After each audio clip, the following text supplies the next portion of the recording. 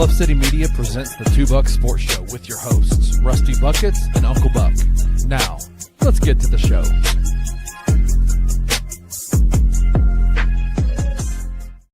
What is up, everybody? Welcome to the Two Buck Sports Show, brought to you by FanDuel, your favorite buffoons, talking to y'all Monday through Friday at 11 a.m. Central. Buffoon number one is here. Thing number two is heading back from family vacation in Maryville, Tennessee. Spend some time with his family out there. It's always a good trip for them to get out to the mountains and see some of his extended family. So I'm glad that Drew got to go. And that means that I get the one and only boss man, Kenny Stubblefield, hanging out, man. How you doing, Kenny? I'm well. Maryville, the only thing I know about Maryville is that one of my friends dated a girl who lived in Maryville who was a globally sensation, like she was this global superstar horse racer. Is that a big thing in Maryville? Yeah. Are horses in general in Tennessee are, and it's funny, it's like in West Tennessee, it's quarter horses, barrel racing, that sort of stuff. You get to Central Tennessee, it's more walking horses. You get back out to East Tennessee, and it's back into the barrel racing, quarter horses, show horses, that sort of thing. Right. Well, she traveled the world doing that stuff. And I remember she was like, yeah, we have this huge farm in Maryville, and there's a bunch. It's like in Jupiter, Florida is the place where all the golf professionals live, and they play golf there. Maryville, Tennessee is where all the big time horse people live. And I'm like, okay, cool. Yeah. Yeah. Oh, actually, he was in Nashville this time. Oh, that's right. He went to Haley's brother's family in Nashville. So at Haley's side of the family in Nashville. So not Maryville this time, Nashville, Tennessee. If Drew comes back with like big black horned rim glasses and like if he comes back Nashville, I'm gonna be very upset. Drew has a Nashville vibe already a little bit, right? Like he's like upscale redneck a little bit, right? Is he upscale? A little bit. I think so. Okay, I need you to define that for me. Upscale redneck is an oxymoron. He was a rock star, traveled the world, and of all the people that I know in my life from North Mississippi, Drew Gann would be the one to rock a baggy beanie and horn rim glasses with a flannel shirt over like a plain tee underneath. And that's Drew, because that's how I met him. He was a rock star when he and I reconnected after we knew each other real little in youth group. Right. He was the rock star. I called him Meatloaf all the time. Him and his dad loved Meatloaf, and he had the long hair. Of all the people, Uncle Buck would be the one to come back from Nashville, a Nashvillian. A Nashvillian, 100%. This is why I don't understand why he doesn't appreciate the nicely trimmed mustache that the barber gave him. Because if he were to grow that out and trim that up, man, he would look super upscale redneck. He would. And maybe that's why he doesn't do it, because he's trying to stick to his roots in the hills of North Mississippi. Yeah. But Drew, we see you, buddy. We know. It's okay. We know. He was coming out of his hipster days, and he's still got one foot in the door of the hipster days a little bit. Now he does wear a bit more Carhartt now that he's in the working world, the blue collar world. But I can still see him being a Nashvillian. Let the Nashville come out, bro. It's okay, buddy. That's all. I'm letting the Memphis come out in me. I listen a lot more hip hop than I used to. I go to Grizzly games all the time. I'm letting Memphis come out of me. I'm eating a ton of barbecue. I still got my roots. I'm sitting here in fuzzy Crocs, and I'm gonna throw on a Carhartt sweatshirt to do some moving and some stuff here in a little bit. But I'm embracing my culture in Memphis. So exactly.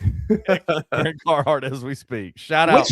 Hipsters are kind of taking over Carhartt, right? There are a lot of people that I see wearing Carhartt hoodies and beanies that ain't done any kind of Carhartt work in their life. Exactly. Yeah. That's the truth. Carhartt is in. Shout out, Chris. If I come over here and start talking about Maine, then y'all know I fully embrace the Memphis culture. I will say this: if Rusty starts to say Maine, me and him are gonna have an off-camera conversation, because I can't stand it. I'm bro, we ain't got to be that. That ain't me. Do that. That ain't me. That ain't me. I'll embrace a lot of things about Memphis, but Maine has its place. We're not co-opting Maine from anybody. Listen, I'll talk about Main Street. I'll talk about the state of Maine. I'll sing it if it's in a song, but I ain't going to use it in conversation. That's for sure. You want to know? I will tell you, if I see a dude that has a lighter pigmentation, if you will, using the word Maine, I'm giving you the side eye. Like me and you, I'm side eyeing you. Like, what are you doing? I meet you on X. Like if I know you're a white dude on X and you use Maine, or you're like a white dude with a faceless account and you use Maine, that's an instant mute for me. I'm out. I'm not doing that. Instant mute, instant judgment. Shout out. Yeah. That ain't me. That ain't me. But welcome to the show, ladies and gentlemen. We appreciate everybody in the comments. If you're over on X, speaking of X, come hop over, join the cool kids here in the comments. We got Uncle Buck, we got Jared, we got Chris, the No Bluffing Podcast hanging out. Y'all come hang with us. We got a live one today. A lot of stuff to get to in the basketball world. The Memphis Grizzlies gave us Whiplash over the weekend like I have never had before. Kenny and I've been in multiple car wrecks in my life, and I've never had Whiplash like I had from Friday to Sunday. We'll get to all that. We've got a rematch. Exactly. Yeah. We got a rematch of the epic 2003 national championship. Like I still remember that. Like game was so impactful to me in high school. I had to do an English project for something, and I did it about the Tostitos Fiesta Bowl when Ohio State beat Miami and Ken Dorsey in double overtime on the back of Maurice Claret. What an incredible, like, all-time game. Was that not the game that the nastiest leg injury I've ever seen, Clinton Portis? Clinton Portis, that's who it was, yeah. The nastiest knee injury I've ever seen in my entire life. Was it Willis McGahee? Was it Willis or Clinton? I think it was Willis McGahee, and that's what kind of like Clinton was able to finish the game, if I'm not mistaken, but I believe it was Willis McGahee, and that derailed his professional career because McGahee was the best running back in college football that year alongside Maurice Claret. And that was going to be like one of the big matchups, and he took a blow, I think in the third. It was later in the game. And yeah, it was Willis McGahee. And he just like his leg bent at an angle that is not naturally to go. Like your knee bends one way. It's a true hinge joint. If you know anything about a hinge joint on a door or the body, it bends one way. And his bent the other. And wrecked his professional career. He was never the same. He had a brief stint with Baltimore and a couple teams in the NFL, but never was the same. But dude he was a walking touchdown for most of the year. He was a scary looking running back. Like he just had that look of like, I'm going to kill you when I'm out here. He was so good. He had that reflective visor. Remember, like back when those were big in the early 2000s, he had that like orange reflective visor that fit the Miami culture, and he just was built like a brick. You know what? And just ran through. Like he ran through people. Didn't bother to go around.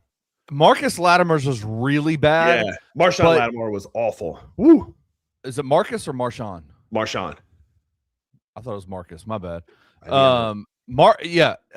Lattimore's was bad, but it was at the line of scrimmage, right? Like it was at the line of scrimmage, and so it was really it was Marcus. Yeah. It was Marcus. At the line of scrimmage, and it was like you had to kind of see the slow in real time. You saw Willis McGahee's career end. Like it was crazy out in the open field. It was, I think it was a safety that hit him or a linebacker. Oh my God, it was so gross. Because it was his plant leg, and when he hit and it bent back, because that's the type of injury you can get, like a nerve stretch, an artery tear, all these things that can go just all kind of wrong, which is what basically happened to Marcus Lattimore. Marshawn is the quarterback for the Commanders. But Marcus Lattimore, that's what happened. That's like that ended his career. And McGahee did have like a short yardage career for Denver and Baltimore, but just was not the same. Cause like there was a time, Kenny, where he was going to be the next dude in the NFL, that next great Miami running back in the line of all the others that have come through there. He was going to be that next one. And unfortunate event. Hopefully we don't see anything like that on Wednesday night as the quarterfinals kick off. But when this matchup was announced, my mind instantly went back to that 2003 national champ, Tostitos Fiesta Bowl. That's one of the games of my childhood that I think about a lot. Like I will never forget where I was and watching that game my entire life. One of the best football games I've ever seen. Yeah, one of the best ones I remember seeing, and we'll get off this because I know we got to get to the Grizzlies, but Texas versus USC the Vince Young game. The Vince Young game where he just went crazy. I don't know. I think I might have been like a freshman in college when that happened. And I just remember going, what the hell am I watching right now? Like, this is crazy. When the Titans got Vince Young, I thought we just got Mike Vick 2.0. Like, this is the next Mike. This guy is going to revolutionize the NFL and be the next dude because Vince Young at Texas, like, people talk about, and like I get it, like people talk about Tebow and Manziel and Cam Newton as the greatest college quarterbacks ever. And there's a strong case for all of them, especially Cam Newton. Because if Cam Newton come to Mississippi State, we'd have won a national championship because we were just as good as Auburn was around him, and which was was cheeks. It was trash. That team was not good outside of Cam Newton. But like Vince Young, to me, has one of the strongest cases to be a top 2 or 3 college quarterbacks of all time, just for that 05 season and how good that Texas team was with him, and how good he was beating Reggie Bush and Matt Leinart in that 05. Was that 05? That was 05. Oh, I was way out of high school. I guess it would have been like January 06, I guess is when that game would have been. It was either January 05 or January 06. Help me out, chat. But that was like, and yeah, Chris is right. Like that, like those two dudes, right? Because you got the scat back, that quick back that became like the Darren Sproles of the world that came out of that Reggie Bush kind of line where they're just get him in space and let him go to work. And then Vince was like the next iteration of Mike Vick. Not only could he run, not only could he throw, he was just bigger too, because Vick was a smaller dude. You got Vince Young, 6'5", 6'6", big guy that could spin it and run the football. Like those two dudes were going to change the NFL.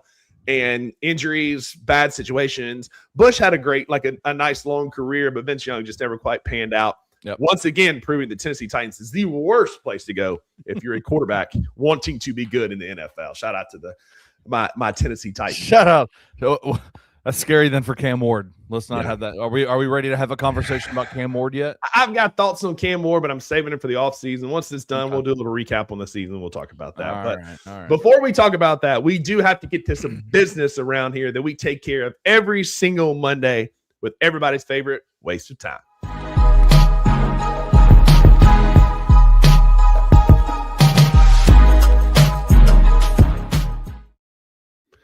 That's right. On the Monday edition of the $2 Sports Show, brought to you by FanDuel. We always catch up. Drew and I, best friends for over a decade. We take this time to catch up with each other's lives because we're busy. We don't talk as much as we used to. And so, Kenny, you're in the hot seat today. You and I are going to catch up. We didn't get to talk much over the Christmas holidays, just a few little business items here and there as we run Bluff City Media. I say that very loosely because it's the talent that carries us. You and I are just we're the cattle herders, if you will. That's it. Yep. That's it. We let y'all run wild. We just keep everything somewhat in line.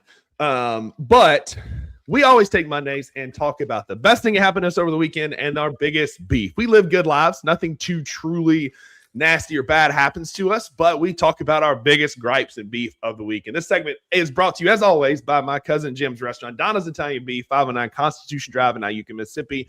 Your home for the best slug burgers, sack lunches, tenderloin biscuits for breakfast in Northeast Mississippi. If you're going from Memphis over to Pickwick for the weekend, if you got a house, if you're just going over for the weekend, if you're just driving through, check them out. Donna's Italian Beef. Get you a sandwich, get you a burger to go. There's always a burger special.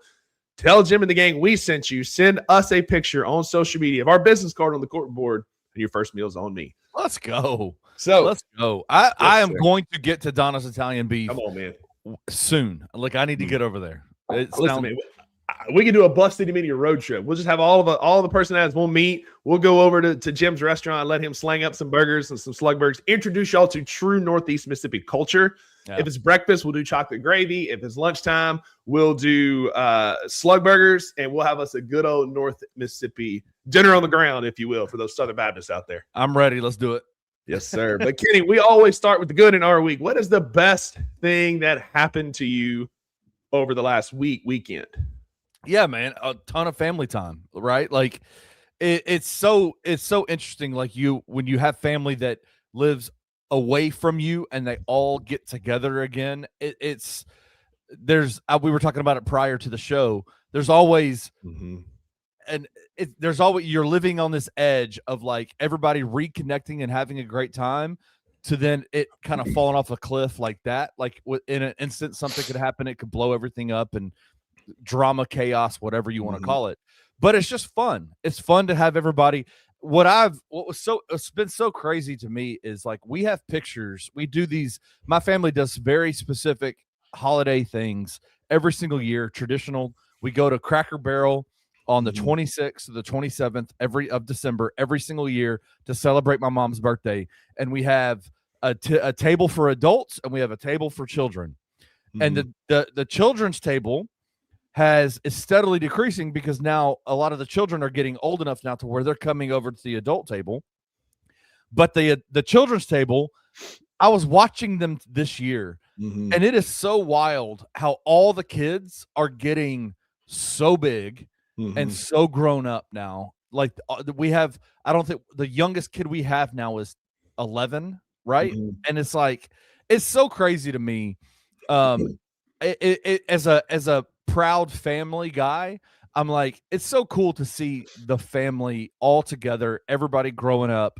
It's just, it's a wild, it was a lot of fun. We had a really good time on the 27th at Cracker Barrel out in Lakeland and just hanging out with family and doing all that kind of stuff. That kind of stuff is fun. Yeah, that's awesome, man. Like family time is unique, and it's like the people that you're forced to love, and you love most of them out of just because you love them, but some of them you love because they're family, right? And the most like one of my favorite Christmas movies, I'm wearing the shirt today, you serious Clark. I love Christmas Vacation. But the most unrealistic thing about that movie is not the fire, the tree, the craziness. It's the fact that Clark allowed his families to come over 10 days before the actual holiday. You imagine 2 weeks with your family, basically, by the time they do Christmas and get out of there, buddy, like I would be losing my mind. Ain't no way. I love my family, but ain't no way. Ain't no way. I'll say Cracker Barrel for breakfast by far. Their breakfast is unmatched. And it doesn't matter. You can get pancakes, you can get biscuits and eggs, biscuits and gravy. Got to get a hash brown casserole. Like, and their dinner is true cafeteria food. Like it reminds me of the cafeteria food I got at Kasu High School when I was in high school. But their breakfast is elite. Elite breakfast. Yeah, I love Cracker Barrel. It's so funny. When they tried to rebrand and change, everybody was like, hell no, what are you doing? You want to talk about uniting the country? Left, white, black, white, whatever came together, and we were all Cracker Barrel changes. Like that was uniting the country for sure. Takes away from all the problems, and we all focused on one thing, much like the Pop-Tart Bowl over the weekend did as well. Anti-Cracker Barrel was a part of that as well. What about yours? What was your best of the weekend? So I talked this morning, go watch the Daily Grind. I gave Maggie all kind of flowers because she crushed Christmas this year. She got me a commissioned Wayno paints, watercolor painting of her and I at the Dundies. 10 out of 10, 20 out of 10 is awesome. She got me a freaking Olympic barbell, man. And it's like, I've wanted one of those for so long. And I'm a gym rat. I love to lift weights. I was there this morning. I'm sick, but I still went and did just some light stuff. But I just love lifting weights. One of my favorite things to do. She got me my own like Rogue barbell. If you know, like it's top tier. And I went to a gym a couple of years ago in Birmingham and worked out with a pink bar. And I went into all the details about it on the Daily Grind. So go check it out. But just the thoughtfulness of her to pick that up for me was a huge part of it. But I don't want to be redundant. That like she got her flowers this morning. My best for this show was, you talk about watching kids through Christmas. I don't have any kids. I don't know that's in the cards for me, but I've got the world's best 3 nephews. Love them to death. They're fantastic kids. Like my brother and my sister-in-law are doing an amazing job at raising 3 just really good humans. They're kind, they're polite, they're sweet. And my family goes, pardon my expression, mama, batshit crazy with Christmas presents for them. They get just tons of clothes and toys and video games and all this stuff that is cool in the moment. But like, Kenny, tell me about the T-shirts and the video games you got when you were 8 years old, right? Tell me about it. Like, couldn't tell me about it, right? Yeah. So as Shelby goes ballistic in the background, hang on. And so, like, I don't remember those, but I remember the experiences. Like my papa taking me and my brother down to the farm for 2 weeks around Christmas while we were out and hanging out with him down there. So every year for Christmas, I get them Grizzlies tickets. It's a little bit selfish, right? Like, I get to go to a Grizzlies game. They get to go to a Grizzlies game. It's fun. So we went to the Bucks game on Friday night and just watching it through their eyes, like how much they lit up and how much they loved it and how much fun they had just being at the game. Like just really, it was fun, not bragging on myself at all, but it reiterates like why I do that every year, to get time with my guys, to spend time at a ball game like that. But the coolest part, man, and I like a lot of the dudes on our basketball team. I'm a big fan of a lot of guys. But Jalen Wells went to another level for me because shout out to Carl Rosen. I know y'all watch our shows in the Grizz ticketing office. Shout out to you guys. I appreciate what y'all do. He got us shoot around access. He does that every year for me with them. Yeah, we get to go to shoot around before the game and sit courtside. And watch the two teams warm up when I bring my nephews to our game. Oh, shout out to Carl. It's awesome. So we get there early. We go through the tunnel. We sit courtside, and we see Jaron. We see Jock. We see Miles Turner, Mark Sears. They're all big Alabama fans. So we saw a lot of the Bucks players. AJ Green did not miss. Cam Spencer was out there for the entire time, dribbling and shooting and being a menace. And it was fun to watch. Said came out, but Jalen, after he got finished with his warm-ups, comes over there to us, and there's just a litany of kids around us because a lot of it was a lot of Northeast Alabama high school or middle school basketball teams were there. There's a ton of middle school kids. Oh, wow. And Jalen comes over there and just starts signing autographs just for didn't miss a single kid, didn't say a lot. He's a man of few words, signed a ton of autographs, took all the pictures, just spent time around the kids, including my nephew Finn, had on a Mike Bibby jersey, but was like, hey, will you sign it? He didn't have a pen. We didn't have a Sharpie. So Jalen says, 1 second. Turns around, signs a couple autographs, turns back around, signs my nephew Finn's Mike Bibby Vancouver Grizzly jersey, and then just keeps going. And watching him just invest time with the kids and be around them, it really made me respect him a whole lot more because he didn't miss anybody that had stuff out there. And I mean, maybe he did, but I didn't see him purposely move off of anybody. Signing autographs, taking the pictures, giving the fist bumps. Jalen Wells embodies everything good about being a professional athlete, and just it really was showcased to me with how he handled that. My best of the week, it was time with my nephews, but seeing Jalen be that for the kids. My nephew Finn said Jalen Wells is his new favorite basketball player, said it's the best night of my life.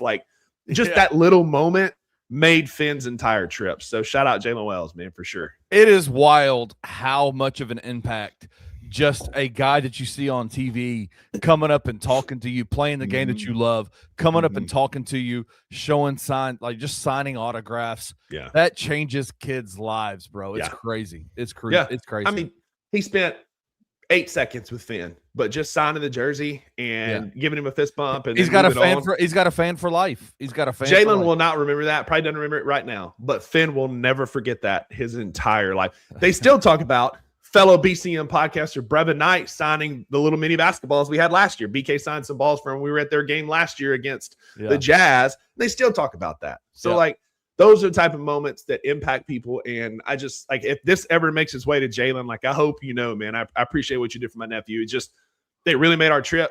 And those type things are way more impactful than anything he'll ever do on the court, for sure. That's amazing. That's a great one, man. I love that. I love to hear that about Jalen too. Yep. Yeah. But what goes up must come down, Kenny. Biggest beef of the past week. I'm telling you, and this has been kind of percolating in me over the last, I don't know how long. I purposefully got off Facebook a long time ago. It got really toxic. It's a social media app that is the algorithm is very targeted to very specific people. And that app drives me crazy. The only reason I have an active account on it now, I'm never really on it to do anything other than I have a Bluff City Media Facebook page, which you can go in. If you're on Facebook, go find Bluff City Media, subscribe. We're trying to start going live on there, but we just don't have enough subscribers yet or followers on that Bluff City Media Facebook page. But that's the only reason I have an active Facebook account, is for that reason. But every once in a while, I accidentally hit the button to go on Facebook. And I am so annoyed. I get so annoyed by these content aggregators that all they do is just put out false stuff, willfully knowing false information about the NBA. I saw one just right before we got on where it was a guy saying something about the Golden State Warriors getting somebody. And it's like, dude, this is 1,000. It's just clickbait aggregation type stuff. Yep. My biggest beef is just the way that it is so difficult to as a media company to try to be to push yourself away from all the content aggregators that are out there that just put out false information all the time. It is crazy, bro. It drives me crazy. Yeah, and X is a place where people get their takes off on things, but I've never seen an angrier mob than those on Facebook. Facebook is where people go get angry, and it doesn't matter. I've got friends that are left. I got friends that are right of center. I got friends that are religious, non-religious, pro this, anti that.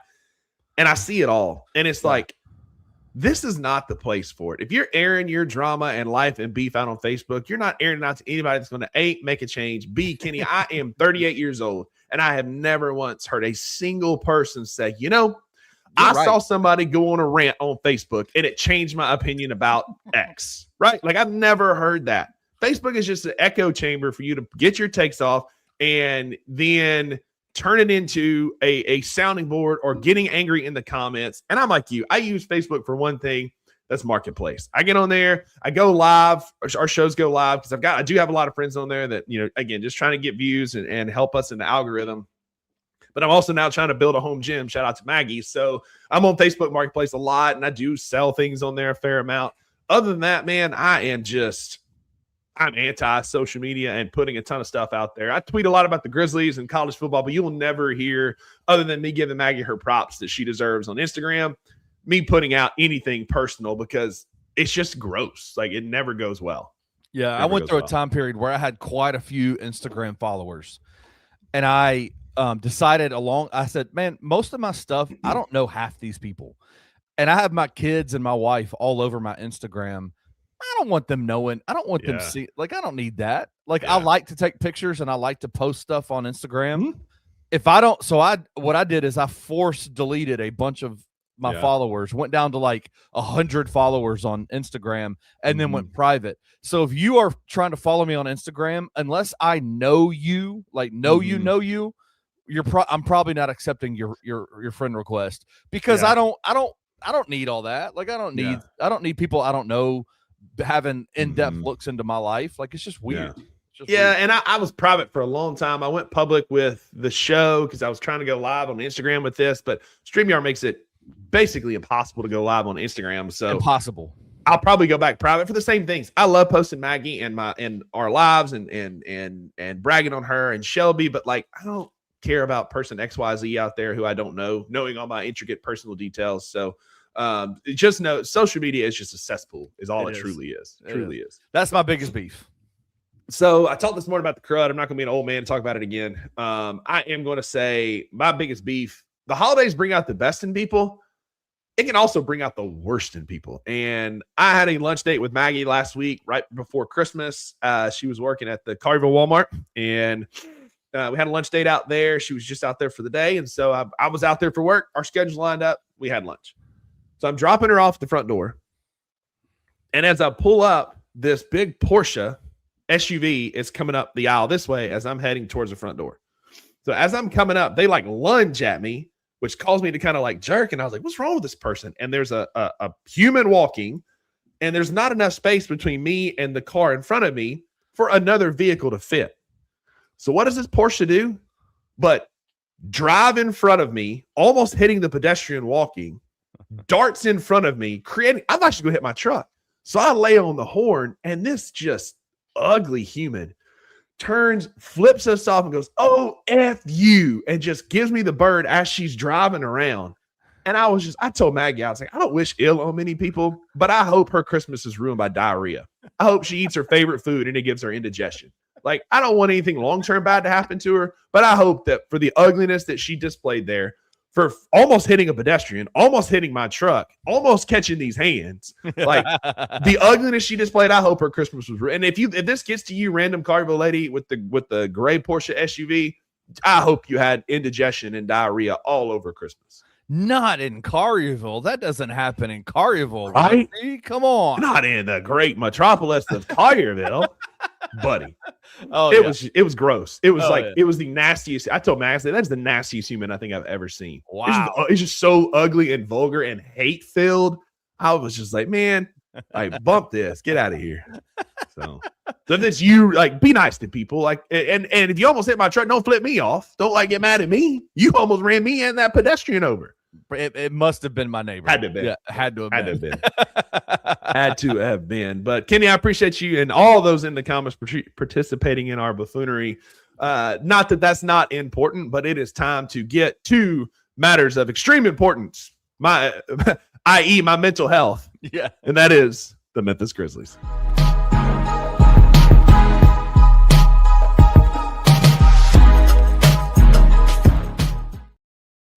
That's it. That's it. Welcome back to the 2 Bucks Sports Show, live Monday through Friday, 11 a.m. Central on Bluff City's Bluff City Media's YouTube channel. If you're here and you hadn't done so already, close the chat, hit the thumbs up. It helps us more than you know. We appreciate it. Appreciate you helping us out. Helps us in the algorithm. If you're on Facebook, you're just perusing by and see this. Hit like. It helps us in the algorithm. I appreciate it.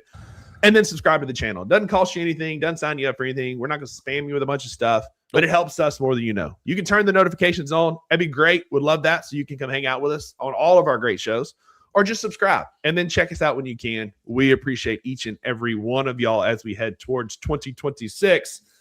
And speaking of 2026, Kenny, we had vain aspirations of the Memphis Grizzlies being 500 as the calendar turn over to 2026. It is so close.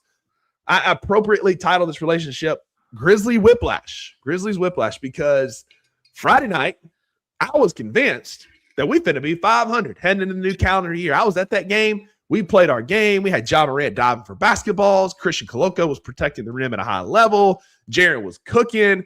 The Bucks had nothing for us. Cam Spencer was doing Cam Spencer things, and everything felt great. Then we had to play Washington again for the second time in the last week. And after giving up 132 points to them, 139 points, whatever it was, the first time, we lost 116-112 in our nation's capital on Sunday night against a Wizards team who has 7 wins on the year, Kenny, 2 of them against our Memphis Grizzlies. But I do want to give a little bit of flowers before we get into this. That Wizards team, they are awful. Like, they are not a good basketball team. But they play really, really hard. They play with effort. They play with intensity. They hustle. Something we don't do consistently enough to win at a high level, Kenny. No, absolutely. It's so interesting. I did not even know who they kept showing the video of the Washington Wizards head coach, and I was like, who is this guy? Like, who is Brian? Is it Brian Keefe? He's been there for 3 seasons, and I'm like, I don't even know who this dude is. No. It is crazy that we've seen the Oklahoma City Thunder roll through everybody this year, except for the San Antonio Spurs.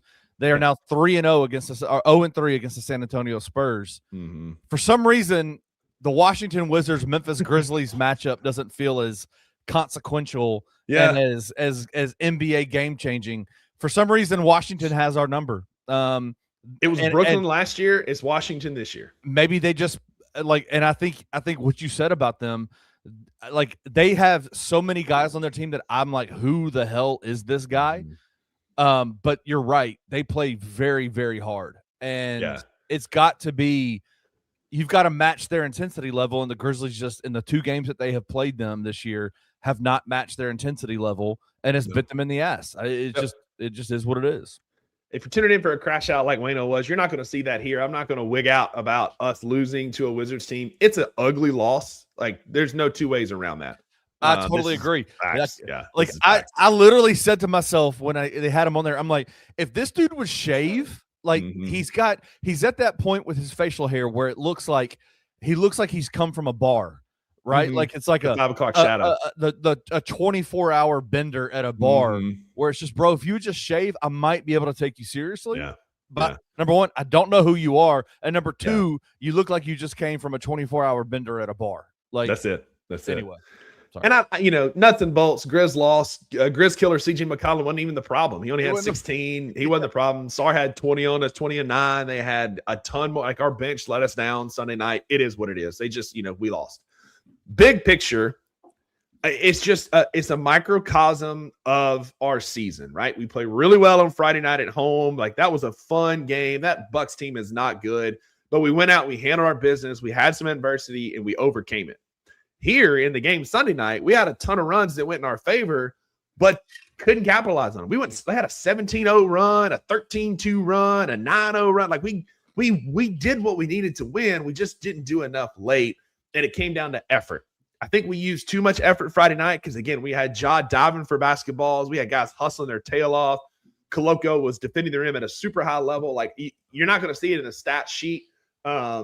What he did Friday night, but guys were making business decisions coming down the lane because he was there. Right. And I saw none of that Sunday night. You can chalk it up to a couple of things. There were some questionable lineups. Like, I do not ever want to see us closing with Gigi Jackson with Cedric Coward on the floor. Minutes restrictions be damned. He can take those minutes restrictions and shove them where the sun don't shine. Cedric Coward should be closing out every game because Gigi was getting cooked defensively. Yeah. I don't want to see that. Like, there were some things that could have been better. But Kenny, I just keep going back, and I'm not making excuses by this. So don't hear what I'm not saying, but it just continues to show we lack consistency, not only in effort, but with these daggum injuries, man. Like, we yet to have had consistency where our dudes are all playing together, and basketball being such a cohesive chemistry sport, we need more time where we've got Ja and Zach Edey and Jaron and Jalen and Cedric on the floor together. But we can't have anything nice. Yesterday, KCP goes out with a hamstring strain. Jock goes out Friday with calf soreness. Like, we cannot catch a break to get consistent minutes with our best dudes together. Yeah, no, I mean, it's definitely frustrating. I think right now with the Grizzlies injury woes and what their player report looks like every single game, it's almost like things have to go perfectly for the Grizzlies. They have to be on their P's and Q's every single game for them to be able to win games. And there's games where everything is cooking, like that Milwaukee Bucks game. Everything was cooking. Ja was playing hard. Jaron played well. Cam was great. Santi was great. And so there are games where everything's clicking for them. But when it comes to those grinding out kind of games, like against Washington in a half empty arena, with which I watching the broadcast, I could hear more player talk than I've heard in any other game I've ever heard in an NBA. There was an echo with the PA guy, and you never hear an echo with the PA guy because the crowd noise kind of muffles some of that. But there was an echo for the Washington PA guy. It's one of those things where it's like you've got to. Playing in an environment like that has to be really, really tough, especially when this is going to sound like a bunch of excuses. You're in the middle of a nasty injury bug streak right now. Plus you have the holiday season's going on. Then you go to Washington and you're playing in a half empty arena with zero pop whatsoever. There was, even when Washington was going well, there was no pop. No, like because there was 12 people there, and it's sandwiched between two home games. It's a one-off road game, and those rarely go well for your team. Yeah, it almost felt like a scheduled loss, but it's frustrating because Washington's a really bad team. And this is the second time in a row that when they've played Washington, they've had the chance to kind of get up over that hurdle of getting back to 500 ball. Yeah. It was a frustrating game. I don't have a whole lot of takeaways, lineups wise. Like, I'm going to listen to you talk about lineups. I'm going to listen to other people talk about lineups. I don't necessarily pay that much attention to it anymore because I'm like, these guys are all professional basketball players and should be able to succeed when they're out there. Their minutes should be substantial minutes. They should be able to do good things.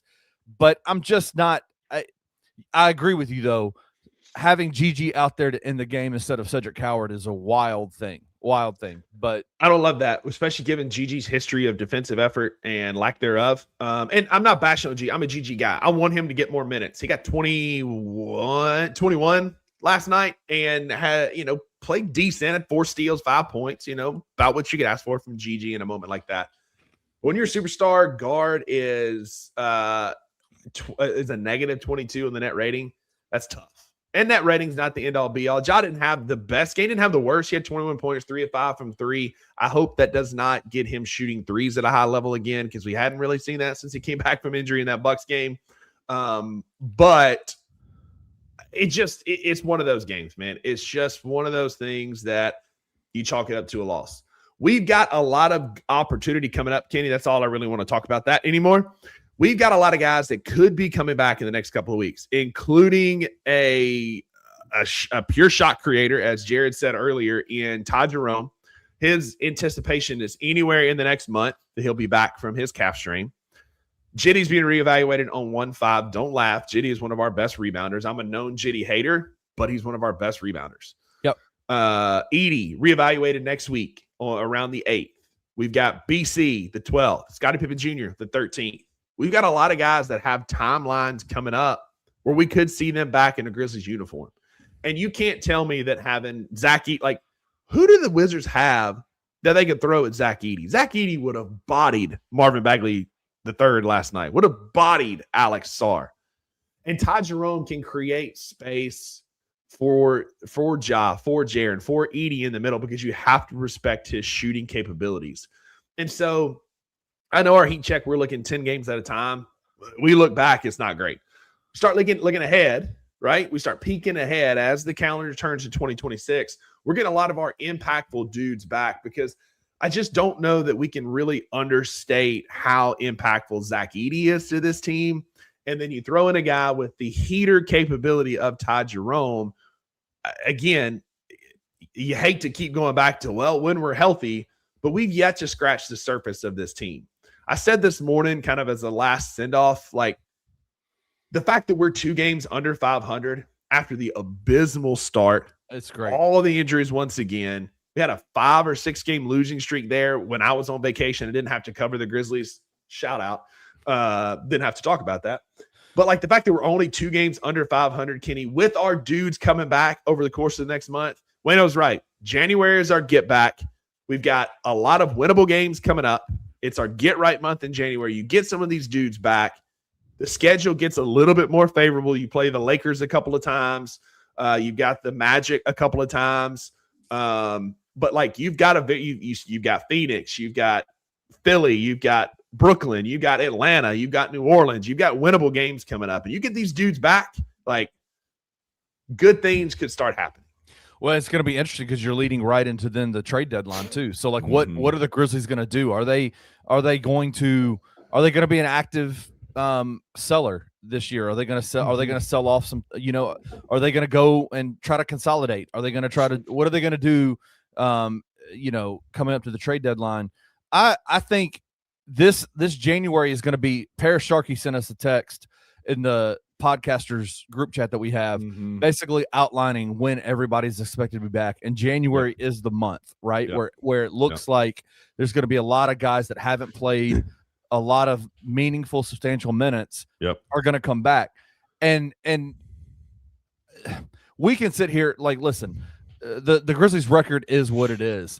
There's some positive takeaways that we can come away with of guys that we had no clue would be actual contributors on this roster, are guys now that you have to ask serious questions about. Like, what is, like, when these guys that, like, Ty Jerome comes back, when Zach comes back, when who else? BC comes back. When you start having those kinds of conversations, there are guys that you trust that you say your minutes are going to have to substantially be altered, but we know that we can trust you because of what you've done in the body of work so far. If you had told me at the beginning of the year that in December we would use 3 10-day contracts, Christian Coloco is playing meaningful minutes. Yeah. Oh, we had Olivier Maxence Prosper is playing meaningful minutes for this team. I would have said, buddy, we've won 5 games, and it's like that 23-24 season all over again. Right. But we're 2 games under 500. We've had guys stepping up playing. We've had Jock Landale is the perfect example of that. Jock was so far over his head at the beginning of the season, having to play all those minutes. What happens? He moves back to the role he's meant to be in. Dude has been playing unbelievably well. I think, personally, feet to the fire, I think we're going to be sellers. I don't think we're going to be buyers. I'm not going to be at the trade deadline again this year like we were last year, hammering for, we got to go get Exeter or Cam Johnson or this guy or whoever. I think we're going to be sellers. I think Zach Kleiman is a draft guy. You have to be in a small market. I think we're gonna move off some dead weight. I've been saying this for years now, but I do think Jitty, possibly Brandon Clark, Vince Williams Jr., some of these guys, you're going to have to pair them with a draft pick, and thankfully we got plenty of them. But I do think we're going to move off some of those guys to prepare for the offseason next year, because we're staying to have we could theoretically have 3 first-round picks if things go our way. Ours, the Suns pick, and the Magic pick. You can use those to fill up this roster, especially if you get lucky and get a lottery pick, if the floor falls out from under Phoenix, which I expect it to any day now. Like, they're playing way out of their league. Still in Brooks, man. I mean, the Brooks thing, right? It's Devin Booker going out and just doing work every night when he's healthy. Yeah. But I think we're going to be sellers at the trade deadline, and that's okay. Like, it's okay that I'm not saying we're tanking. I'm not saying we're going to play hard. We'll make the play in, maybe a fringe playoff, it's like actual playoff team, not a play-in team. But to be a seller at this trade deadline, heading in the offseason in what is a loaded draft, it's going to be a loaded free agent frenzy again this summer with a lot of names coming up. I wouldn't be surprised, Kenny, if we're just pure sellers creating room for this summer. Yeah, we need to clear this up because I said the same thing you did about those 3 picks and got blasted for it, saying I was wrong. Maybe We're not wrong. I don't think no. Just 2 picks. Is it just 2 picks? We've got our pick and we've got the Orlando pick for sure. If the Suns pick is a top 10 or 12, we get that pick. If it's not, we don't get that pick. So we technically have the opportunity for 3 picks. But if the Suns keep winning, then we won't have their pick. That would go to Charlotte, I believe. It's either Charlotte or Washington or Brooklyn, but I think it's Charlotte. But we have our pick in Orlando's for sure.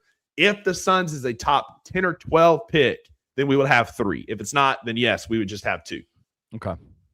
All right. I believe that's my understanding. Because I watched that episode with you and Sane when you were talking about it, and I went and I read about it, and that is my understanding is that it would be our pick if, and I'm going to pull up Tankathon now while we're talking about it. It would be our pick if it's a top 12, which would make 3. Chris is saying we swap the spots. We don't have 3, y'all. I promise.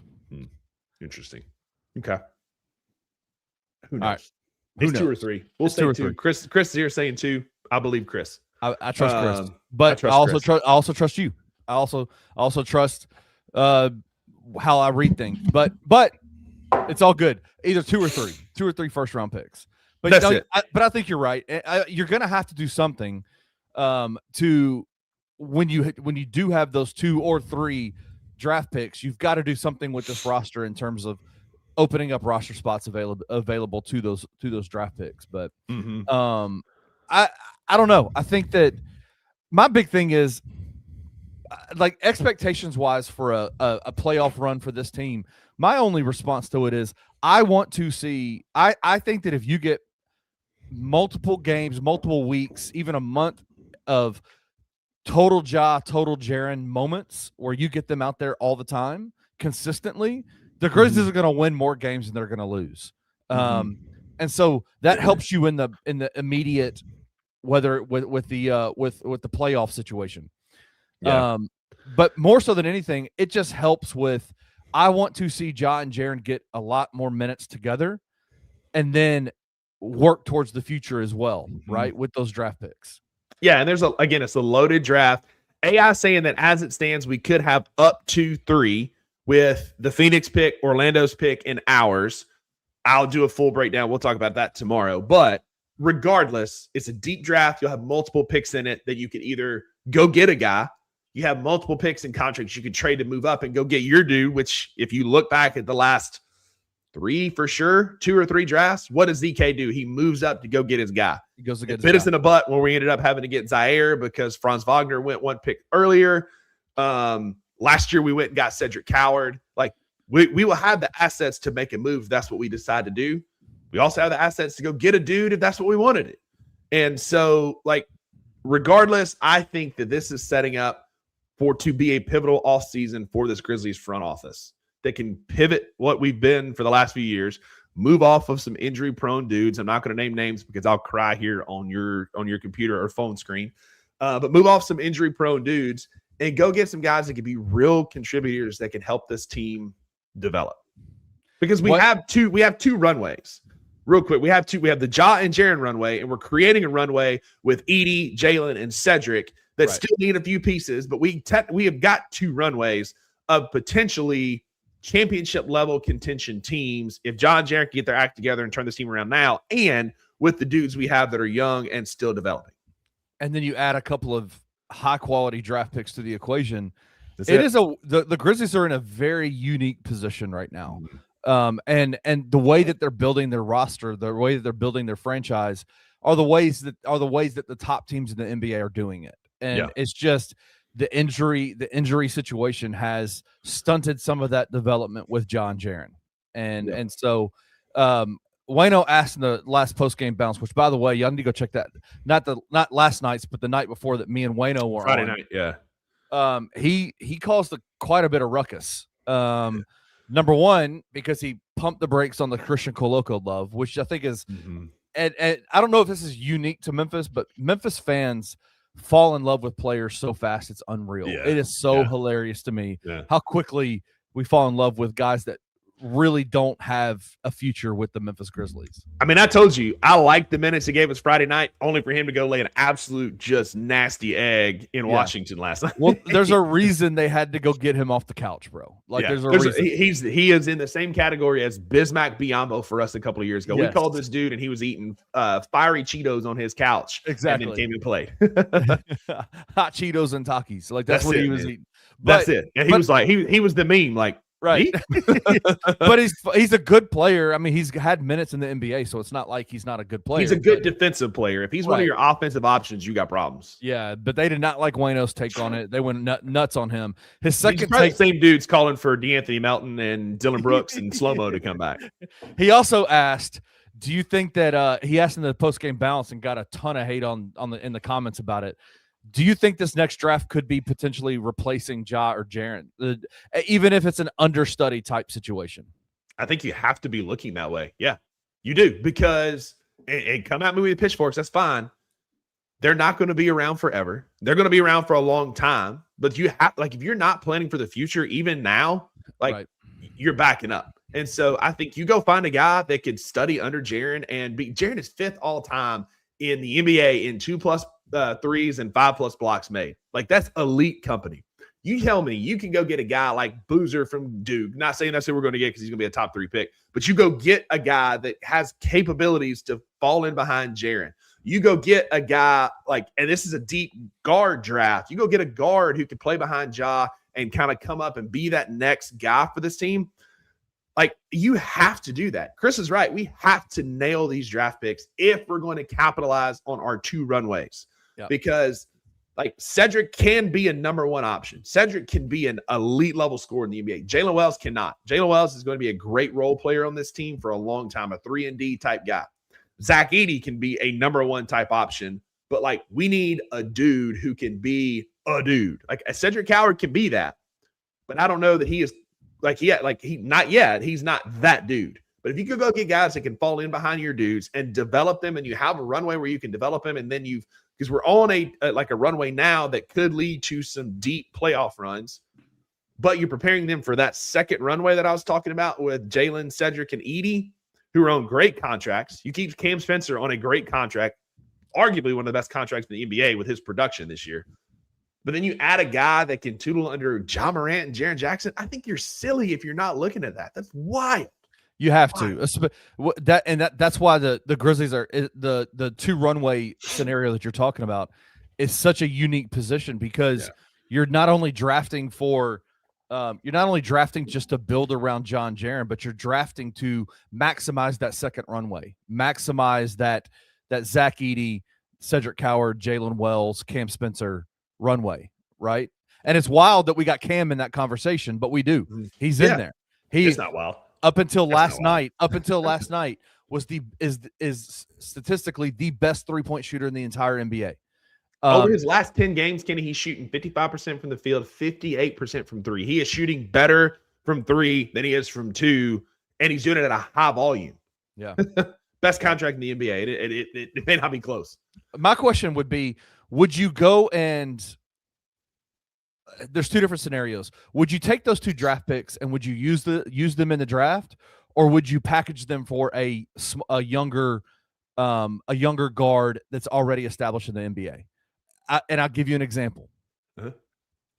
A VJ Edgecombe, I love VJ Edgecombe, or a Dylan Harper from San Antonio. If you could get those 2 guys, hail to the yes. Like, I would sprint to the phone to make that happen. But they ain't coming off those dudes. Like, De'Aaron Fox is going to get moved out of San Antonio before. Dylan Harper is a dude. VJ Edgecombe and Tyrese Maxey, when they're healthy, can be one of the best backcourts in the NBA. Like, those are pie in the sky dudes. If you can get those, absolutely you go after those dudes.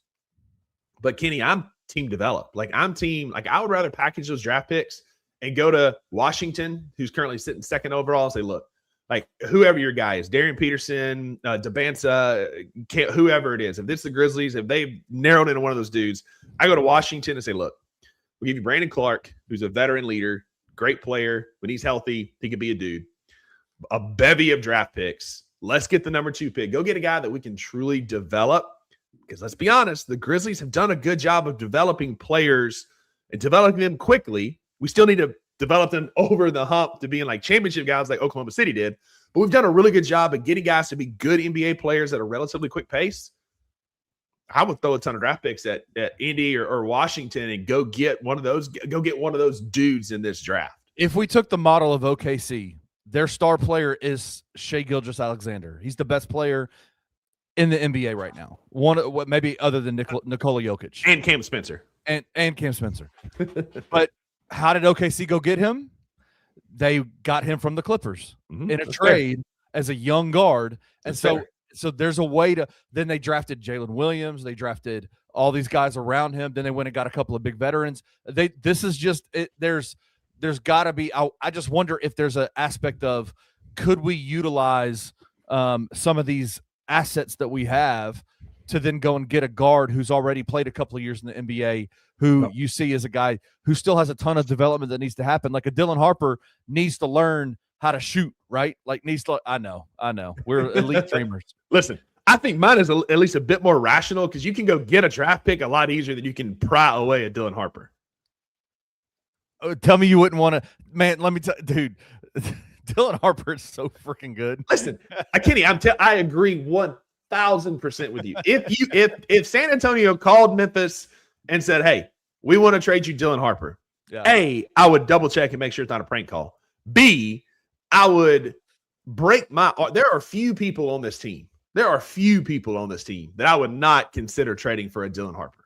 Very few.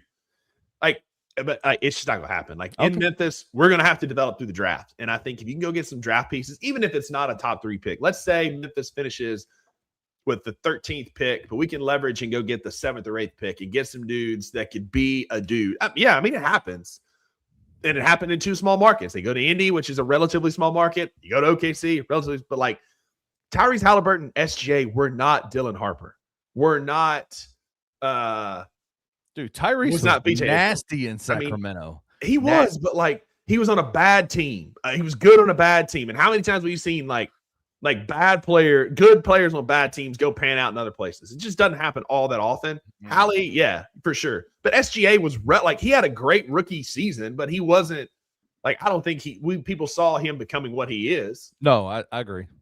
And no, I'm just threw BC out there. BC is not worth a 2nd pick, man. I'm just throwing out contracts that could work. But I don't know. I do think you have to be. I do think you have to be willing to develop somebody and go make a splash because this team is good. Yeah, but it's not great as constructed. Do you think it could be? Do you think if everybody's healthy, this team is a great team? The Grizzlies, I mean. Yeah, I think they could be. I don't know. I think they could be. If everybody stays healthy, they could be.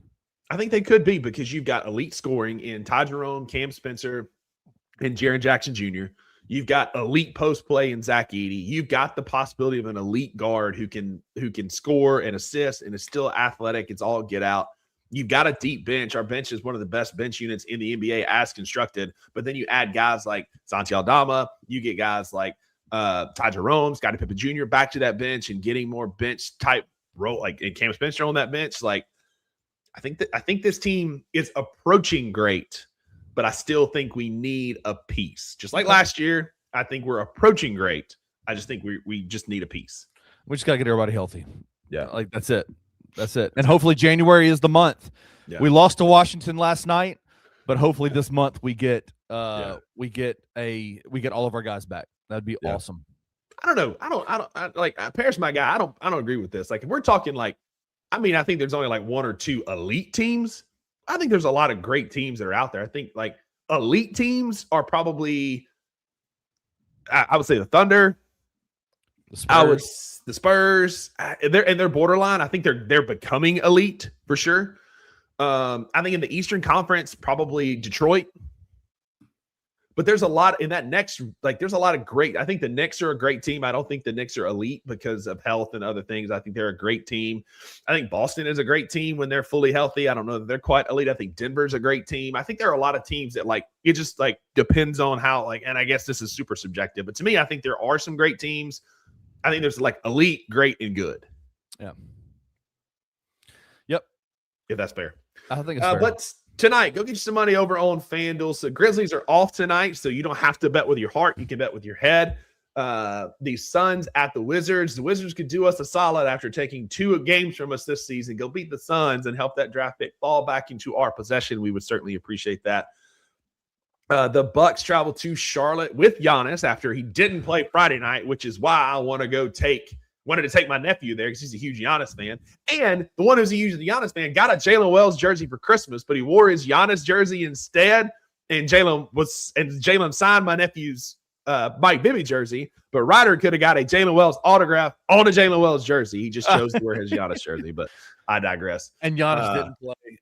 And Giannis didn't play, and the Grizzlies are 8-1 against the Bucks in their last 9. Like it's just sad. Sad, but it is what it is. Yeah, but the Magic traveled to north of the border to Toronto, a hot Toronto team after what Scotty Barnes and those guys like they score a bunch of points. That game could be a track meet. Knicks travel to New Orleans, and the Cavs, who may not be great anymore, they might be just a good team. Back to what we're talking about, they're kind of sliding. Travels to San Antonio to play the alien and the Spurs, where they are a 3-point underdog to San Antonio. I'll tell you what, man. You know what game I'm looking at? The New Orleans Pelicans have low-key been awesome over the last lately. They've been hot. And playing inside the Smoothie Center, I'm looking at that Knicks minus 8.5 and saying the Knicks might win that game, but I don't think they cover. I don't think they covered that game. The Pelicans cooled off. They had a weak stretch where they were really good. They're 5-5 in their last 10. They lost 3 in a row, but they have the potential. If Zion is playing, Derek Queen has been better than we thought. Beers has been a guy like this played well. They will be without Jose Alvarado for him decking Mark Williams over the weekend, which was awesome. Wild. Jordan Poole in the background had PTSD. That's what that face was. Was like, hey, at least it's not me this time. Dude, I just know this. As a big guy, and me and you know this, like, when you've got a crazy short dude like Drew Gann, I don't know, like a guy who plays a sport like Jose Alvarado, who's very small, has been constantly probably beat up on because of his size throughout his time. You don't mess with those dudes. Like, and if you do, you don't turn your back on them, right? Like Mark kind of tried to pretend like Jose wasn't there, and he got pieced up by Jose Alvarado. That was crazy. Alvarado has been a problem since his college days at Georgia Tech or what. Like, he's just been a dude that plays with a massive chip on his shoulder. I've always like low-key liked watching him play because he plays with such a dogged mentality, and it's something we don't have on our team. And that's also a bold move by Mark Williams. When you're 95% paper mache, like you can't stay healthy. And then you're going to go get punched in the face by provoking a dude who is known to be a bit off kilter. Like, you made that bet, brother. You have to lie in it. It's the same thing that Jose Bautista did in baseball when he got decked by oh gosh, I just lost his name. The second baseman for the Toronto for the Rangers. Yeah. Like, you don't provoke dudes who are provocable, and Alvarado is provocable. And if you do, you better stay on your guard. You better have your hands up. Mark was trying to act like I'm not even paying attention to him, and he got wrecked by the dude. Like I'm telling you, it's not the big dudes that make me nervous. It's the short, the short kings that make me go, you know what, man? I'm gonna watch out because these guys will just fly off the handle at a moment's notice. You know, I grew up in the country where fighting was just a thing like that happened in our school and all that kind of stuff. But like Alvarado is built like those dudes, like who just scrap, right? Like it's not the big, like you said, it's not the big dudes, big muscly meatheads you got to worry about. It's the little wiry dudes who are just that are just slightly off kilter. Who don't know when to quit, and that is Jose Alvarado. And I've seen dudes like that in the past. 0 out of 10 chance I'm messing with those cats, man. And Alvarado makes that short list of dudes that I'm like, you know what? I'm glad he's for me and not against me. That's for sure. That's funny. That's funny. it, man. But that's our NBA talk for today. It's me and Kenny. It's a Monday on a holiday week. I told him in the green room, I thought it was Sunday for 4 days in a row now. Like, I don't know truly what day it is. So this show might go a little long today. We talked some college. We talked some best in beef. We talked some NBA. We got college football on the other side of this because we've got some big games coming up this week in the college football quarterfinal. Kenny, on the other side of this commercial break, we'll dive into all of that. Let's do it.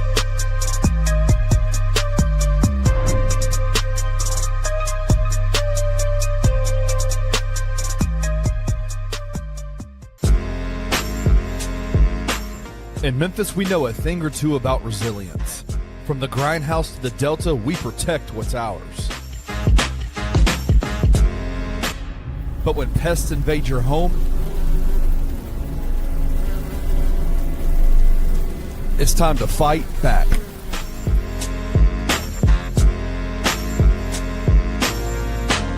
Grade A Pest knows how to handle what crawls, flies, and bites.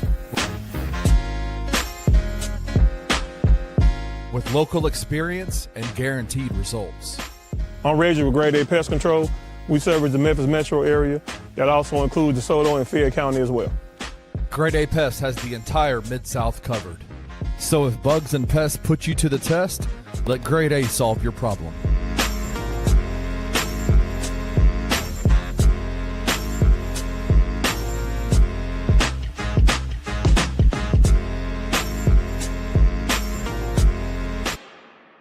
Hey, Atlanta's gonna move off of Trae Young, ain't it, man?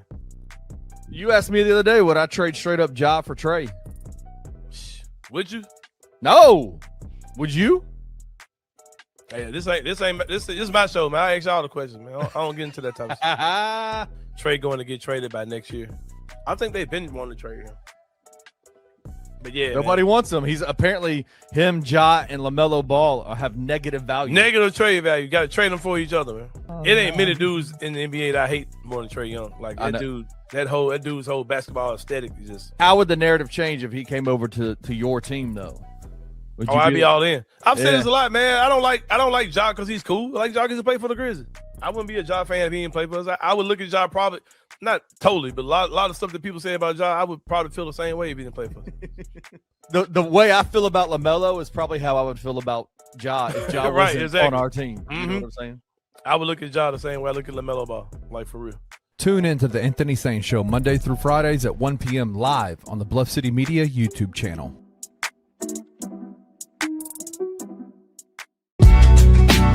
In the heart of the Highland Strip for 27 years, Trilogy Tattoo has helped tell stories for Memphians for generations.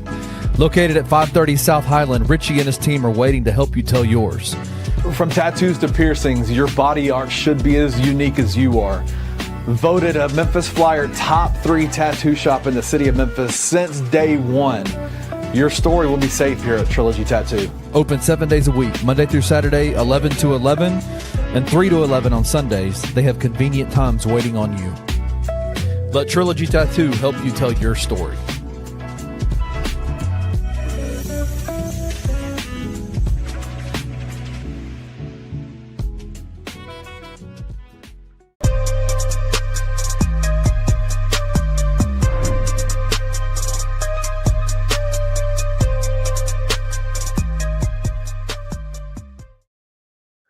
Welcome back to the $2 Sports Show. I am your co-host, Rusty Buckets. Got my guy Kenny Stubblefield here filling in for Drew Gann, who is somewhere on the highways and byways of the great state of Tennessee on his way home back to Tippah County, Mississippi.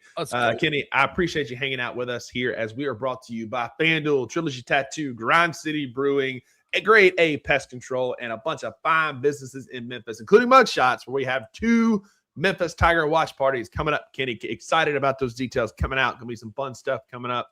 Y'all check them all out. I know Jared got him a tattoo this weekend. I am a personal connoisseur of mugshots, burgers, and Grind City brews. So we appreciate our sponsors hanging out with us. Absolutely. But the greatest sport in the world, Kenny, is coming to its peak. We are reaching the pinnacle of the college football playoff. Starts this week. We have a quarterfinal matchup starting Wednesday night, as alluded to earlier, with Miami versus Ohio State. It harkens back to that 03 Tostitos Fiesta Bowl that I talked about, Kenny, earlier. This game matches two elite defenses. Yes. With one who has been elite all year long. The other, and that being Miami, like they've had some moments where they've fallen flat, but I think Miami's offense has let them down far more than their defense has. Against Ohio State, who has been relatively untested. The only two times they faced a top 20 defense offensively, they scored 13 points against Texas and 10 points against Indiana. Their defense has been elite. They're one of the top 10 total defenses in the country. They got Caleb Downs, future NFL Sunday player, guy who's going to make a lot of money in the NFL for sure. Kenny, this game is flash, it's force, it's old guard kind of making a return. Like I said, Miami's kind of been down for a while. Ohio State's been here, done that. They won the national championship last year. And over on FanDuel, they opened as a 9.5-point favorite over the Hurricanes. Kenny, I think that number is wild for a college football playoff game, not containing a G5 school. 9.5 is a big number. This number is tough for me because I agree with you. It's all contingent to me on which Miami offense shows up, right? Exactly. Are they is Carson Beck a guy who can That's the guy. Can he defeat the narrative about him that he can't win the big games, right? Like, can he do that? This is it being the second round of the college football playoffs, a minus 9.5 point favorite seems to be a little bit too high for me. Like, I don't know because Ohio State, like you said, they've been relatively untested, and when they have played good teams with good defenses, they have not been great. They have bled. They have bled. Yes. And so I don't know, man. There's this game. The nostalgia in this game is pretty wild. Especially with Miami playing in it because Miami's back to where when we grew up, what Miami was, right? Yeah. I think Ohio State will win the game, but I don't think they cover the 9.5. I think that hinges on two things. Both of them with Miami. Wayno, we're going to get your question. I do want to save that for the end. I do want to talk about these pro basketball players going back and playing some college basketball. I do want to talk about that. It comes down to Carson Beck beating not just the narrative, but the proof's in the pudding that in big games, he turns into Sid the Sloth, who he looks like, and he kind of falters. Right. Then it's that Miami front seven. They had 7 sacks against Texas A&M, one of the best offensive lines in the country. A&M did not give up 7 sacks through large stretches of the season. And 7 sacks against an elite offensive line translates really well in the college football playoff. Ohio State has good offensive line play, but Indiana pressured Julian Sayin in that Big Ten championship game, and it threw him off his rhythm. I think this game is going to come down to, can Miami win the line of scrimmage? They did throughout the season. Miami has an elite offensive line in and of itself, but can they control what is an elite Ohio State front seven who gets after the quarterback, one of the nation leaders in sacks, this Ohio State defense? Miami's going to have to control the line of scrimmage on both sides, and in doing so, they only gave up 13 sacks all year long. Miami did. Only 13 sacks all year long. That's crazy. I'm going to see. I had it, but my computer reset and I lost it. But I've got Ohio State did not give up a ton of sacks throughout the year. The Texas game, except for the Texas game and the Big Ten championship. So if Miami can get after Ohio State, control the line of scrimmage, limit explosive plays, especially in the passing game with Jeremiah Smith, I think Miami has a puncher's chance. I think Miami covers purely on the back of their defense, but I don't know that they have enough to overcome Ohio State. I ask questions like this all the time to people, and I want to get your thoughts on it. For Miami to win this game, like, what does the box score, what story does the box score need to tell us in terms of stats? Like, is it if they win the turnover battle? Is it if they win the time of possession battle? Like, what is the the stat that would tell you the best story of why Miami beat Ohio State, because they are underdogs. They are a fighting underdog. They have a really good chance. They have a really strong defense. But what is the main storyline the box score needs to tell us? So to me, time of possession is kind of a moot stat these days with everybody going fast. Like their team, like Ole Miss rarely wins the time of possession, and they went 11-1 this year, right? So like time of possession to me is not as big anymore. Turnovers, obviously, if Miami turns the football over, this will be a splattering for sure. They won't even be close. Okay. What I talked about earlier, Miami gave up 13 sacks all year long, but they got 41. Okay. Ohio State gave up 11 sacks and it had 33. So you got two elite pass rushers. It's whoever controls the line of scrimmage. So I'll say sacks and rushing yards, because Miami's going to have to control the football, and that kind of circles around time of possession. But if they can run the football effectively, something that they do like to do, they do run the ball relatively effectively. Like this team could, like Miami could surprise people. And so I'll say it's sacks and Miami's rushing yards, because Julian Sayin can't beat you from the sideline. Jeremiah Smith can't beat you from the sideline. This offense can punch you in the mouth and punch you in the mouth quickly. But if Miami can control the line of scrimmage, I think they're going to have to hit the under on Ohio State's total yards. Ohio State and Miami total yards over on FanDuel. Miami's at 287.5. Ohio State at 360.5. You're going to have to hit the under if you're Miami, because if this thing turns into a tracker race, Miami has speed, but I don't know that they have the dogs to keep up with Ohio State in like a street fight. Like if this thing turns down into just like a punch for punch, I don't think Miami can hang. Carson Beck folds in those type of games. Right. But if Miami can jump out like 13 or like, let's say like an ugly score, like 16-7 or like 14-6, and just kind of have a little bit of a lead, and then they can just kind of whittle the clock, keep the clock running by running the football, there's a world where Miami wins this game. I don't think it's this one, but I do think they cover by controlling the football, especially at the line of scrimmage. Do you think Miami playing last week against Texas A&M helps them into this because Ohio State had their bye? Yeah.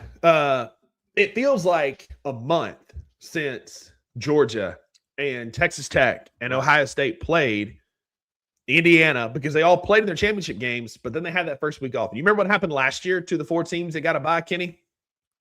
I don't remember exactly, but I'm almost positive most of them lost, right? I believe they went 0-4, if I'm not mistaken. Wow. Like, you get a bye in the college football playoff doesn't necessarily mean good things for your team. Yeah, one of those was Boise State, though. Boise State had a bye, so we can go 0-3. That doesn't really necessarily We'll count, say that. I don't think. We'll say that. But buys don't necessarily help. You get rusty, you get soft, you don't get out there. You're not like, strain is the biggest thing. And that was my biggest argument. I'm not a G5 hater, but that was my biggest argument against the G5, is they haven't had the strain and the struggle that some of these teams had. A 10-3 game where you go out and it's just ugly football, but you find a way to win over A&M helps Miami tremendously. Spoiler alert, we're going to preview the Alabama-Indiana game later this week. I think the same thing about Alabama. They jumped down. They lost 17. They lost the first half 17-0 Oklahoma. They got hot in the second half. And that kind of momentum is dangerous. Dangerous. Especially for a team who's been there before, like Alabama.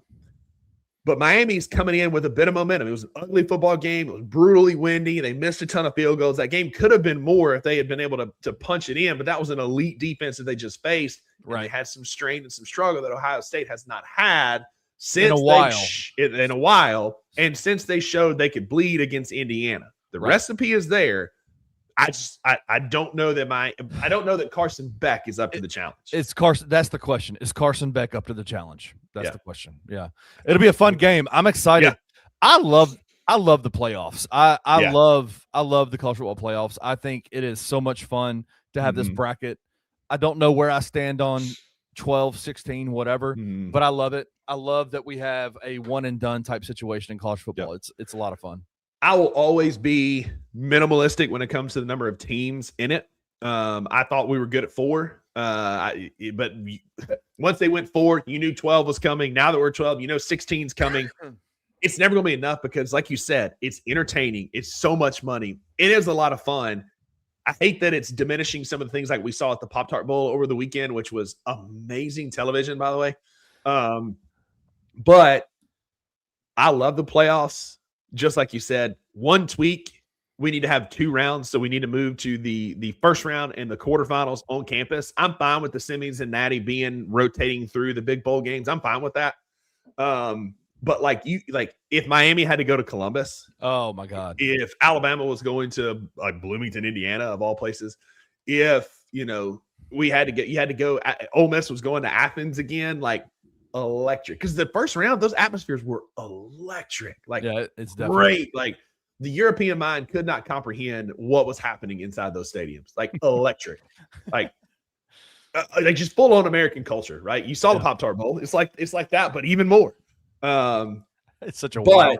That Pop-Tart Bowl is so wild. It's awesome, man. I freaking love watching like Pop-Tarts. Like they had a whole little light show, and one of the Pop-Tarts just starts boxing the goalposts. Like what? Like so funny. It's chaotic. It's awesome. Like oh man! And they inducted the cinnamon and the strawberry Pop-Tart into the Ring of Honor.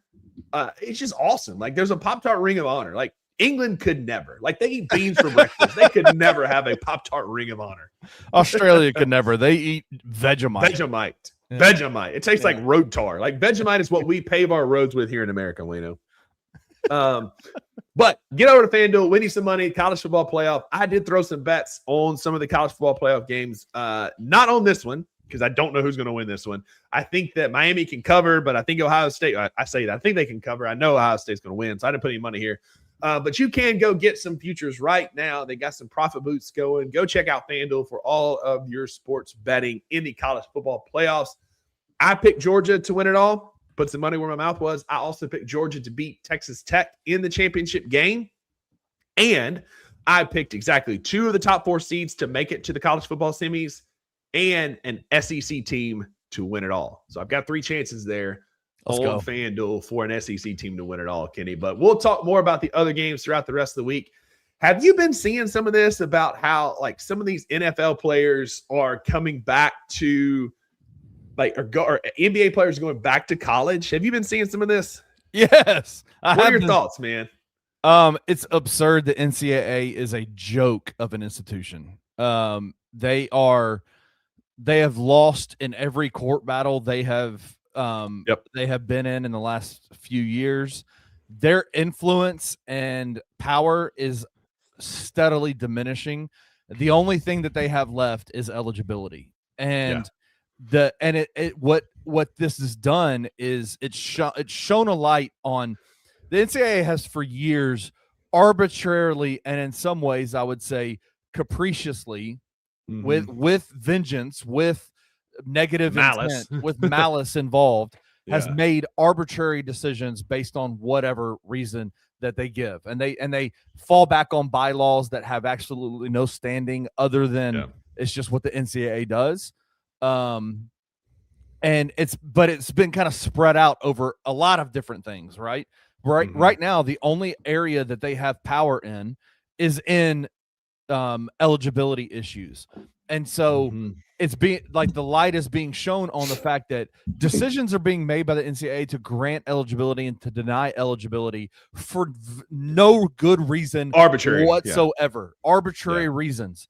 A guy gets drafted in the first round, plays multiple seasons, gets stashed in Europe, plays in the G League, has played minutes in the NBA, and is now granted 4 years of eligibility because he and what I don't even like. I know that there's going to be people that are going to say, here are the reasons why. I don't care. I don't care what your reasoning is behind it. I don't care. It makes no sense. No.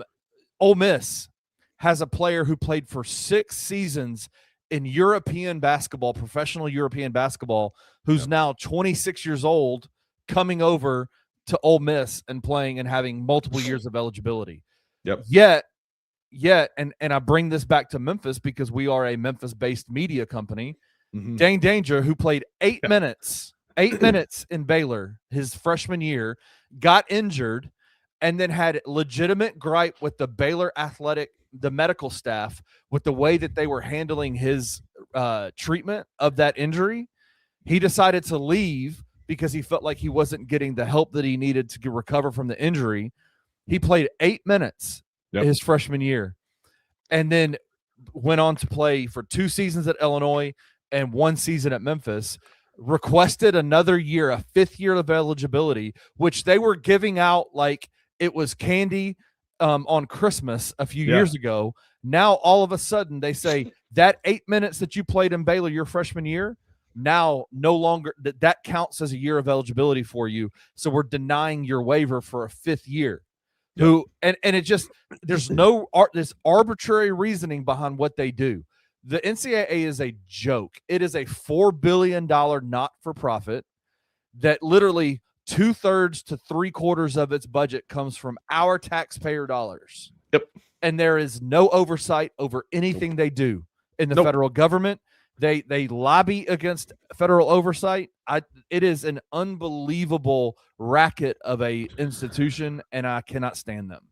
If it wasn't for FIFA that controls world soccer, the NCAA would be the most corrupt sports organization in the world. FIFA is the only one that hasn't beat because it is just, that's blood money. That's wild corruption there. Yeah. But you're exactly right. Like these players, instead of going to the G League where they can play against other professionals, are going back to college where they can make more money through NIL deals in college than you can in the G League. It's just, and it's something nobody wants to see. I don't want to see a 26, 27-year-old playing against 18-year-olds. Like, it's just not like, cool, you're going to go dominate there, and then you're going to go back to the NBA, you're still going to suck. You're stuck. Like Kenny Lofton, I don't care how many seasons he plays at La Tech, you're not going to make the NBA, brother. You should have stayed in Shanghai where you were cooking them folks over there. I think he's joking. I think he's trolling. I do too. But like that's the kind of, like that's what's happening is those players are doing that. But the fact that we have to ask that question, right? The fact that we have to ask that question. And there's legitimate sources that are saying, and I can't remember the player's name, who's played 2 seasons of two-way ball with an NBA roster. He's played in multiple games in the NBA over the last 2 seasons, is now requesting to go back to college, and it's looking like the NCAA is going to grant his eligibility request. It makes no sense, bro. It is the most it is literally the most corrupt. We used to joke about this, but Jerry Tarkanian, the head coach of UNLV, back in the day when the UNLV was a juggernaut in college basketball, said when the NCAA gets mad at Duke or at UNLV or at Kentucky or whoever, Charleston State gets the death penalty. Yeah. Right? Like he used to make those kind of jokes where it was like that there's such an obvious double standard when it comes to certain schools, certain things that happen. Memphis's best player who wants to come back and play for college basketball would put asses in seats, would create so much revenue for the NCAA and Memphis.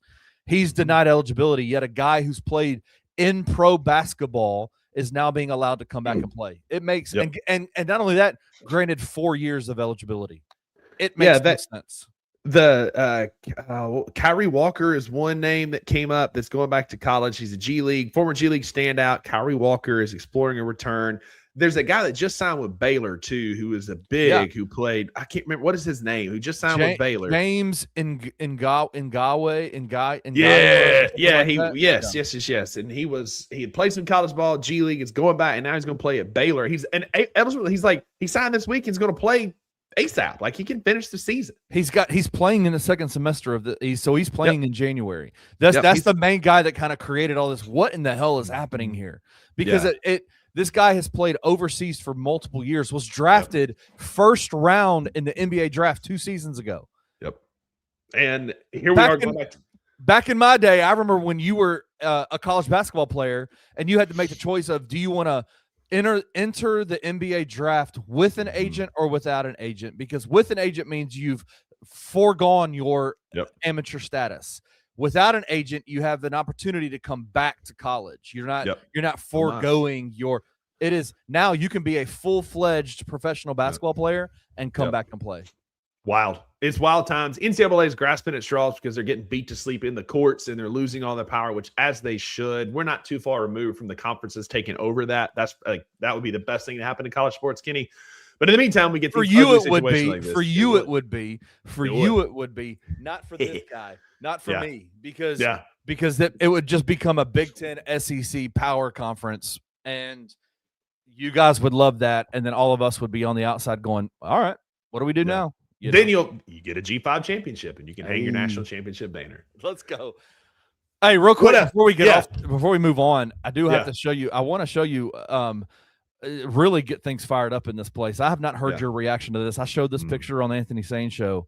Brother, what in the hell is going on here? Hold on, let me bring this up. Where we at? There we go. There it is. I need to. Buddy. This is our good friend Wayno, and you're like I'm friends with Wayno, but you and Drew are like good friends with Wayno. Like y'all are tight. He painted you a beautiful piece of artwork for Christmas. Yeah. What is going on here? I honestly don't know. This makes me question a lot of things about the man who is Wayne Hunt, seeing these pictures and understanding who he is. I've seen these pictures before. So when they popped up in the group chat for Christmas, I was like, brother, like you're just bringing more scrutiny on yourself. We all make decisions when we're younger that are questionable. Yeah. This might take the cake because Is he wearing lipstick? He's wearing lipstick. He's got some it looks like some blush on his cheek and his forehead. He's got even the look in his eye is like, what the hell am I doing here, man? Like, I understand times are rough. Like, I am no longer a salaried employee. I am 1099. I understand how I got, money coming in. I get that. I'll never be that down bad. That's for sure. Shout out to my guy. Have you ever worn lipstick? That's my question. Not on purpose. That's for sure. only after kissing a broad. No. Yeah, Maggie's got a little bit on then maybe, but otherwise, no. I've never purposely put on lipstick. Although, while we're in this conversation, I did come in 5th place, thankfully, in a womanless beauty review when I was in college for Relay for Life. They were raising money for cancer research. A lot of the guys, we got kind of hamstrung into doing it. The top 4 had to walk a lap around the Northeast Community College football field. Thankfully, I did not because I was 5th place. But my name was Lynn Skinnard, and I had a Joe Dirt mullet wig that I still have around here somewhere. And when I walked up on that stage, the announcer goes, "Whoa!" He was like, "This is Lynn Skinnard, and she squat lifts donkeys." Is what he said when I walked out. I'll never forget that. But even then, I didn't have lipstick on. Black Ninja says, Wayno, those are some freaky angles. King Meeks, you talk about Santi no more. No more talking about Santi. He's pouting like 11 in Stranger Things. If you know, you know. But that's going to do it for your Monday edition of the 2 Buck Sports Show. Appreciate y'all hanging out with us for an hour and a half today. Went long today because we could. It's a holiday week. We hope that y'all are enjoying some family time, some downtime, time away from family if you've had too much over the last few days. But still enjoying some downtime.